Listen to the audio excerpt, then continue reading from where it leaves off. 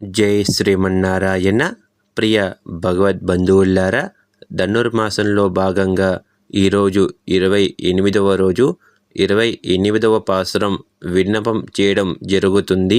கரவகல் பின் சென்று காணும் சேருந்தும்போம் அறிவொன்றுமில்லாத ஆயக்குலத்து உந்தன்னை பிறவி பிறந்தனே புண்ணியம் யாமுடைவோம் குறைவொன்றுமில்லாத கோவிந்தா உந்தன்னோட் உறவேல் நமக்கிங்க ஒலிக்க ஒளியாது அறியாத பிள்ளைகளும் அம்பினால் உந்தன்னை சிறுபேரரைத்தனவும் சீறி அருளாதே இறைவா நீ தாராய் பரே ஏலோரெம்பாவாய்.